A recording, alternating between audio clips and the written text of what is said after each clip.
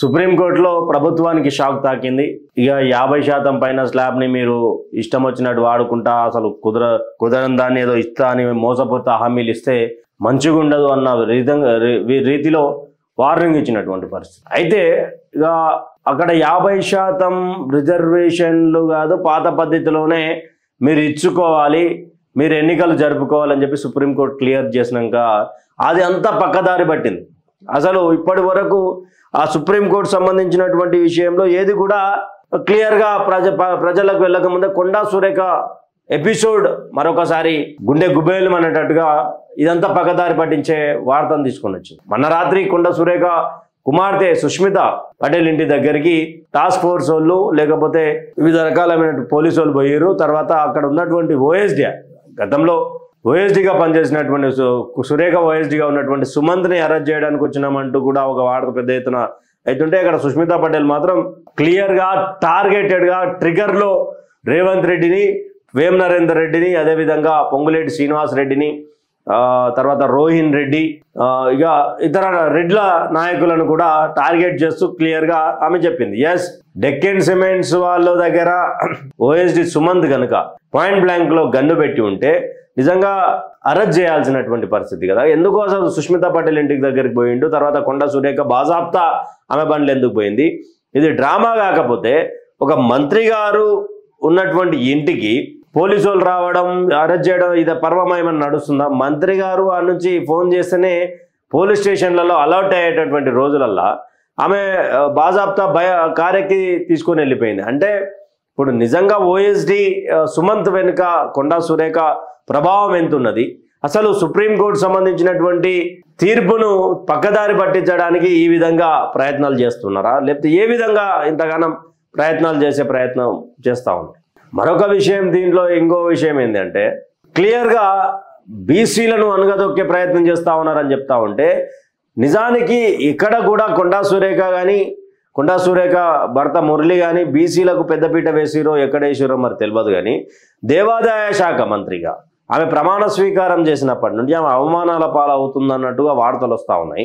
అదేవిధంగా రేవంత్ రెడ్డి తన తల్లిని ఇష్టం వచ్చిన రీతిలో తిడుతున్నాడు అంటూ కూడా అదొక వార్త. తిట్టాడు గతంలో, ఆమె వచ్చిన తను ఏడ్చింది అని చెప్పేసి. అంటే గతంలో రేవంత్ రెడ్డి వర్గంలో ఎవరూ లేకున్నా రేవంత్ రెడ్డి లాయల్గా మేముంటూ రేవంత్ రెడ్డిని పార్టీలో ఉండేటట్టు చేసి, పార్టీలో ఆయనకు బలం చేకూర్చేటట్టు మేము వరంగల్ నుంచి ఎవరు సపోర్ట్ చేయకుండా మేము సపోర్ట్ చేసి, ఈరోజు ఎవరో కోసం మా అందరి మీద పడి మమ్మల్నే వేధింపులకు గురి చేసుడు ఎంతవరకు కరెక్టు అనే దాని మీద ఈరోజు మాట్లాడుకునే ప్రయత్నం చేద్దాం. అయితే ఈడ ట్విస్ట్ ఏంది, పెద్ద ట్విస్ట్ ఏంది అంటే, మొత్తానికి ఈ కొండా సురేఖ ఎపిసోడ్ చాలా దారులు తిరుగుతూ ఉన్నది, మలుపులు తిప్పుతా ఉన్నటువంటి వార్త. అయితే ఇక్కడ రేవంత్ రెడ్డి ముఖ్యమంత్రి కానప్పుడు ఇక్కడ ఫుల్ ఫ్లెడ్జ్డ్గా వరంగల్కి సంబంధించినటువంటి వాళ్ళ గురించి మాట్లాడుకుంటే, ఇక్కడ వేం నరేందర్ రెడ్డి గతంలో నుంచి ఆయన సన్నిహితుడు. ఆయన ఏ విధంగా సన్నిహితుడు అంటే ఎంత క్లోజ్ అంటే, గతంలో వైఎస్ఆర్కి కేవీపీ రామచంద్రరావు ఎంత క్లోజో, ఒక గుండె లాంటి రాజశేఖర రెడ్డి గారు ఫోన్ కూడా వాడకుండా కేవీపీ రామచంద్రరావు గారే ఆ ఫోన్లు లిఫ్ట్ చేసేది. రాజశేఖర అంటూ కూడా ఒక ఆత్మీయ బంధము, స్నేహబంధం ఉండేది. అది అంత బంధము రేవంత్ రెడ్డికి వేం నరేందర్ రెడ్డి. గతంలో వేం నరేందర్ రెడ్డిని గెలిపించడానికి, ఎమ్మెల్సీగా గెలిపించడానికి ఓటుకు నోటు కేసులో కూడా, అప్పుడు ఓటుకు నోటు కేసు ఇరికిండు కదా, వేం నరేందర్ రెడ్డిని గెలిపించడానికే ప్రయత్నం చేసినప్పుడు ఆ విషయం జరిగింది. తర్వాత కొండా దంపతులు చాలా పాపులర్ దంపతులు. కొండా దంపతులకు చాలా ఇక రెండు బ్యాక్గ్రౌండ్లు ఉన్నాయి. ఒకటి అన్ని పార్టీల్లో తిరిగిరని, ఒకటి గతంలో ఎర్రబెల్లి దయాకర్ రావుకి వీళ్ళకు కొట్టుకొని చంపుకునేంత పంచాయతీ ఉందని. తర్వాత ఈ కొండా ఎపిసోడ్లోకి ఎవరు వచ్చిరాయంటే సుష్మిత వచ్చింది, సుష్మితా పటేల్ వచ్చింది. సుష్మితా పటేల్ ఒకానొక కూతురు కొండా దంపతులకు. అయితే దీంట్లో రోహిన్ రెడ్డి, తర్వాత పొంగులేటి, తర్వాత ఉత్తమ్, తర్వాత అంతే ఇక. అయితే కొండకు సంబంధించినటువంటి సుచిత ఉన్నది ఓఎస్డీనా, ఆయన భర్త ఆయన తీసేసారు ఓఎస్డీని. అయితే సుమిత్ డెక్కన్ వాళ్లకు వార్నింగ్ ఇచ్చిండని చెప్పేసి డెక్కన్ వాళ్ళను గన్మెట్టి బెదిరించినాడు. అయితే ఇక్కడ వీళ్ళ చెప్పేటువంటి వర్షన్ ఏంటి అంటే రోహిన్ రెడ్డి ఇంటి అడ్డాగా కార్యకలాపాలు జరిగేటివి, రోహిన్ రెడ్డి గన్నిచ్చిండు, అది ఉత్తమ్ కుమార్ రెడ్డి గారిది అన్న విధంగా పోర్ట్రే చేస్తా ఉన్నారు. అయితే కొండ వాళ్ళు ఏం చేశారంటే ఉత్తమ్కి ఫోన్ చేశారు. ఉత్తమ్కి ఫోన్ చేస్తే నేనెందుకు కంప్లైంట్ ఇస్తామా, నేనేం కంప్లైంట్ ఇవ్వలేను, కానీ ఎలాంటి ఆర్డర్ కాపీ లేదు, ఒక మంత్రిగా ఉండి ఈ విధంగా. అయితే కొండా దంపతులకు సంబంధించినటువంటి దేవాదాయ శాఖ మంత్రి ఆయన సురేఖ అయినా కానీ ఇక్కడ మురళి నడిపిస్తుంటాడు ఈ కథనాన్ని. అయితే దేవాదాయ శాఖకు సంబంధించినటువంటి భూముల విషయంలో కూడా కనీసం ఎలాంటి చర్యలు తీసుకోకుండా ఎన్నో విషయాలను చిత్రగుప్త వేదికగా మనమే చూసినాం. పంచలింగాల కావచ్చు, సీతారాముల కళ్యాణానికి సంబంధించినటువంటి భూములు కావచ్చు, వేల ఎకరాల భూములు కబ్జా కోరల్లో ఉన్నాయి. దాన్ని కాపాడే ప్రయత్నం చేస్తారా అంటే ఇప్పటి వరకు దాని స్పందన లేదు. అయితే ఇక్కడ రేవంత్ రెడ్డికి ఎప్పటి నుండి 2016 లేదా 17 సంవత్సరం నుండి కొండా దంపతులు ఫుల్ ఫ్లెడ్జ్డ్గా లాయల్గా జెన్యున్గా ఉన్నారు. అయితే జెన్యున్గా ఉన్నటువంటి తరుణంలో ఇక్కడ రేవంత్ రెడ్డితో పాటు వేం నరేందర్ రెడ్డి అంటే రేవంత్ రెడ్డి అంటే వేం అంటే రేవంత్, వీళ్ళు ఇంత బంధాన్ని ఇక్కడ మరొకటి రెడ్డి ఎవరంటే నాయని రాజేందర్ రెడ్డి. నాయని రాజేందర్ తోటి పడతలేదు కొండకు, కడియంతో పడతలేదు, వీళ్ళ ఎంపీ కావ్యతో పడతలేదు, ఇలా ఎవరితో పడతలేదు. అయితే కొండా సురేఖ గారు కొన్ని విషయాలలో కొన్ని సందర్భాలలో కేటీఆర్ని టార్గెట్ చేస్తూ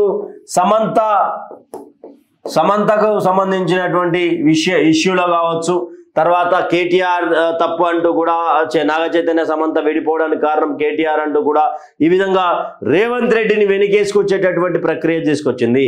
అయినా కూడా కొండా గతంలో కాంగ్రెస్ పార్టీకి సంబంధించినటువంటి రెడ్లంతా సీనియర్ రెడ్లంతా ఒకవైపు, ఈరోజు రేవంత్ రెడ్డి ఒకవైపు ఉన్నాడు అని చెప్పి రేవంత్ రెడ్డి వెనుక ఉన్నాము, మేము అంత లాయల్గా ఉన్నాము, కానీ ఈరోజు మాకేం చేస్తా ఉన్నారు వీళ్ళు, ఏ విధంగా సపోర్ట్ చేయకుండా మమ్మల్ని బదలాం చేసే కార్యక్రమం చేసుకున్నారు, దీంట్లో రేవంత్ రెడ్డి హస్తం ఉన్నది అంటూ కూడా సుష్మితా పటేల్ భారీ భారీ భారీ బాంబ్ బ్లాస్ట్ చేసింది.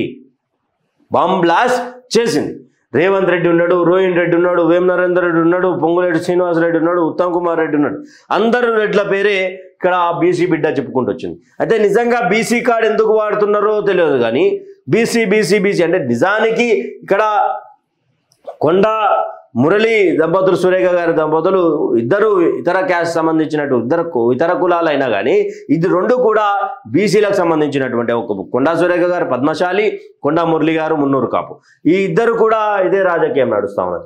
అయితే చాలా మందికి డౌట్ ఏంటంటే సుమిత్ అనేటైనా గవర్నమెంట్ ఆఫీసరు మీ దగ్గరకు వస్తారు, పనిచేస్తారు, వెళ్ళిపోతారు, అంతేగాని ఈరోజు మీరు సుమిత్ని ఎవరైతే కొండా సురేఖ గారి మాజీ ఓఎస్డీ ఉన్నాడో ఆయన కాపాడే ప్రయత్నం ఎందుకు చేస్తున్నారు? అసలు ఆయనకి మీకేం సంబంధం అంటే కుటుంబంకి ఫ్యామిలీ మెంబర్ అని చెప్పేసి సుష్మిత చెప్తా ఉన్నారు. అంటే రేవంత్ రెడ్డి ఇలా క్లియర్ గా ఏం చేయాలనుకుంటున్నాడు అంటే, ఎస్ సురేఖ అక్క నాకు సపోర్ట్ ఉన్నది, బట్ సురేఖ అక్క కంటే నాకు ముఖ్యం వేం నరేందర్ రెడ్డి, రోహిన్ రెడ్డి, వీళ్ళిద్దరు కూడా పంచప్రాణాలు. రోహిన్ రెడ్డి ఏ విధంగా అంటే రేవంత్ రెడ్డి ఏ పర్యటనకు పోయినా దాంట్లో రోహిన్ రెడ్డి కనిపిస్తాడు. మళ్ళీ ఈయన గెలిచినటువంటి ఎమ్మెల్యేనా అంటే కాదు, ఈయన ఖైరతాబాద్ సంబంధించినటువంటి డిసిసి అధ్యక్షుడు, అంబర్పేట నుంచి గతంలో పోటీ చేసి ఓడిపోయాడు.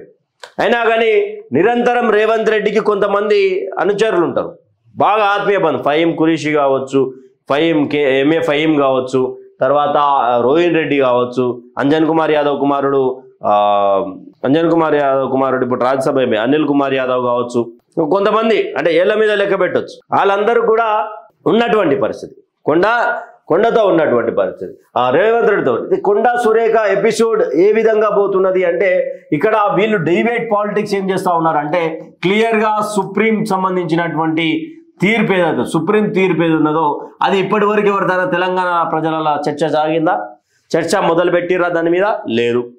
చర్చ ఎందుకు మొదలు పెడతలేరు అంటే అన్ని ఛానల్లా కొండ కొండ కొండ versus Revanth Reddy versus Reddy, BC versus Reddy, BC versus Reddy ఈ కార్యక్రమం తీసుకున్నారు. కాబట్టి ఇక్కడ సుప్రీం సంబంధించినటువంటి తీర్పు అసలు స్థానిక సంస్థల ఎన్నికలను పక్కదోవ పట్టించడానికి, స్థానిక సంస్థల ఎన్నికల మీద ఒక స్పష్టత వచ్చిన తర్వాత ప్రభుత్వం ఏం చేయాలన్నటువంటి తరుణంలో ఈ చర్య మరి ప్రభుత్వమే కావాలని లేపిందా, లేకపోతే నిజానికి ఇది ఏమనుకోకుండా జరుగుతుందా? ఒక ముఖ్యమంత్రి గారి బిడ్డ డైరెక్ట్గా అక్కడ ఉన్నటువంటి కీలక శాఖ మంత్రులుగా ఉన్నటువంటి మంత్రులను మీద ఆరోపణలు చేస్తూ ఉన్నది. తర్వాత ముఖ్యమంత్రి గారిని డైరెక్ట్ టార్గెట్ చేస్తూ ఉన్నారు. అయితే ఈడ ఇంకొక పెద్ద ట్విస్ట్ ఏంటంటే 5 సంవత్సరాలు, ఇది ఒకసారి గుర్తుపెట్టుకోరు, 5 సంవత్సరాలు, 5 సంవత్సరాల కాలంలో మీరు గతం నుండి ఉమ్మడి ఆంధ్రప్రదేశ్ నుండి చూసుకుంటే, ఉమ్మడి ఆంధ్రప్రదేశ్ ఉన్నప్పటి నుంచి చూసుకుంటే 5 సంవత్సరాల సీఎం పదవి, 5 సంవత్సరాలు సీఎం పదవి ఎవరు చేయలేదు, ఒక వైఎస్ఆర్ తప్ప. వైఎస్ఆర్ కూడా ఎందుకు చేసిండంటే ఆ భయాన్ని ఎమ్మెల్యేల మంత్రులలో పెట్టిండు, ఆ ప్రేమను చూపించిండు. వైఎస్ఆర్కి ఎదురు తిరిగి వైఎస్ఆర్ వద్దు అన్న విధంగా చాలా మంది కార్యక్రమాలు చేసినా కానీ వైఎస్ఆర్ కావాలి అన్న విధంగా ఇక్కడ వైఎస్ఆర్ 5 సంవత్సరాలు చేసింది. తర్వాత తెలంగాణ రాష్ట్రం వచ్చింది, 2 సార్లు అట్టర్ ఫ్లాప్ అయింది కాంగ్రెస్ పార్టీ, మేము ఇచ్చినామన్నా కూడా అట్టర్ ఫ్లాప్ చేసారు. తర్వాత రేవంత్ రెడ్డి 5 సంవత్సరాలు ఉంటాడు అనుకున్నటువంటి తరుణంలో రేవంత్ రెడ్డి ఉంటాడు అనుకుంటే ఇక్కడ రేవంత్ రెడ్డి కిందికి చాప కింద నీరులా ఈ యొక్క వ్యవహారాన్ని తీసుకుపోతా ఉన్నారు. ఇక్కడ మీనాక్షి నటరాజన్ గారు అన్ని చూస్తూ ఉన్నారు. ఆమె చాలా లాయల్గా పార్టీకి పనిచేస్తుంది, రాహుల్ గాంధీకి పనిచేస్తుంది, ఎవరికి పనిచేస్తారు. ఆమె లాయల్టీ మీ గురించి తెలిసింది. రేవంత్ రెడ్డి గారు 5 సంవత్సరాలు ఉంటారు అనుకున్నారు తెలంగాణ ప్రజలు, కానీ 5 సంవత్సరాలు ఉండే అవకాశాలు ఏమైనా కనిపిస్తున్నాయంటే ఏడ కనిపిస్తలేవు. ఇక్కడ వైఎస్ఆర్ కాబట్టి తట్టుకున్నాడు. ఇక్కడ రేవంత్ రెడ్డిని ఒకవేళ నిజంగా సీఎం పదవి నుంచి దింపితే ప్రభుత్వం ఉండొచ్చు, ఊడిపోవచ్చు, 2 ఉన్నాయి విషయం. అందుకే ప్రభుత్వంలో రేవంత్ రెడ్డిని ఏ విధంగా తీయాలనో తెలియక ఈ డ్రామాటిక్ ఏమైనా ప్లే చేస్తా ఉన్నారా, లేకపోతే రేవంత్ రెడ్డి గారు మీ మీద ఈ ఆరోపణలు వస్తున్నాయని చెప్పి అధిష్టానం మేము కనుక పిలిచి మీరు కాదు వేరేలోకి ఇద్దాము అని చెప్పేసి అట్లా ఇచ్చే ప్రయత్నం ఏమన్నా చేస్తుందా? తెలంగాణకు కొత్త ముఖ్యమంత్రి ఏమన్నా రానున్నాడా?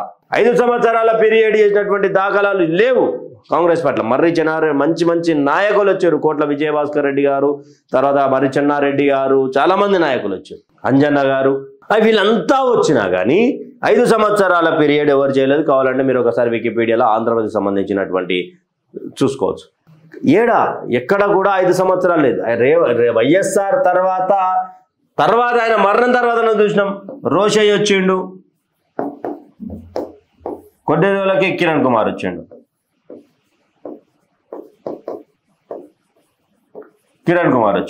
ఈడ కాంగ్రెస్ పార్టీ ఆడుతున్నటువంటి డ్రామా ప్లస్ ఇది 42% బీసీలకు పంగనామం పెట్టే కార్యక్రమం ఇది. దీని ద్వారా పంగనామం పెట్టేసి ఇక తప్పుడు వార్తలకు దూసుకుపోవడం కాంగ్రెస్ పార్టీ. డీవియేట్ పాలిటిక్స్ అంటాం కదా, డీవియేట్ పాలిటిక్స్ చేయడంలో కాంగ్రెస్ పార్టీ దిట్ట. వాళ్ళు ఎక్కడా కూడా క్లియరెన్స్ తోటి ఉండరు. 42% రిజర్వేషన్లు కావని తెలిసి ఇక్కడ అయినా కూడా ఇక్కడ రేవంత్ రెడ్డి మాట్లాడితే ఎంతసేపు అండి మాధవ్ రెడ్డి గారితో, అదే రెడ్డి జాగృతికి సంబంధించినటువంటి కదా, రెడ్డికి సంబంధించినటువంటి ముఖ్యమంత్రి కదా, ముఖ్యమంత్రి స్థానం కూడా ఆయన దగ్గర పెట్టుకున్నారు, మంత్రుల స్థానాలు వాళ్ళ దగ్గర పెట్టుకున్నారు, రాజ్యాధికారమే వాళ్ళ దగ్గర ఉన్నది. 42% బీసీల మీద ఎందుకు పోయి నీకు, నేనున్నా కదా, మేమందరం ఉన్నాం కదా, ఉన్నటువంటి 119 నియోజకవర్గాల ఎక్కువ శాతం మనమే ఉన్నాం కదా, రాజ్యాధికారం స్థానిక సంస్థల ఎన్నికలలో ఇస్తే నీకేమైంది మాధవ్ రెడ్డి అని చెప్పి రేవంత్ రెడ్డి గారు మాట్లాడుంటే ఈరోజు సుప్రీం తీర్పు ఈ విధంగా వస్తుండేనా? అసలు వస్తుండేనేమో, ఎందుకంటే చట్టబద్ధత లేదు 42% బీసీ.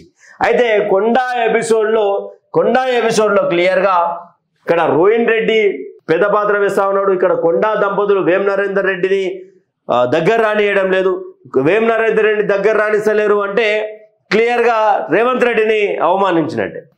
100కు 200%, 1000%. ఇక్కడ వేం నరేందర్ రెడ్డికి అవమానం జరిగింది అంటే తెలంగాణ రాష్ట్రంలో ఎక్కడైనా, దేశంలో ఎక్కడైనా రేవంత్ రెడ్డికి అవమానం జరిగినట్టే. చెప్తున్నా కదా, వైఎస్ఆర్కి కేవీపీ ఎంత ఇంపార్టెంటో రేవంత్ రెడ్డికి వేం నరేందర్ రెడ్డి అంత ఇంపార్టెంట్. ఇక్కడ వేం నరేందర్ రెడ్డికి సంబంధించినటువంటి అల్లుడో లేకపోతే బిడ్డనో ఇష్యూ, వీళ్ళతో ఇష్యూ ఉన్నది. ఇవంతా ఇష్యూలు ఉన్నాయి. కొండ సురేఖకు సంబంధించి ఎంతవరకు వీళ్ళు రాజకీయం చేయగలుగుతారు? కొండ సురేఖ గారు పార్టీలో ఉంటారా లేక మంత్రి పదవి బర్తరఫ్ చేస్తారా? అది మీ కామెంట్ల రూపంలో చెప్పుర్రి.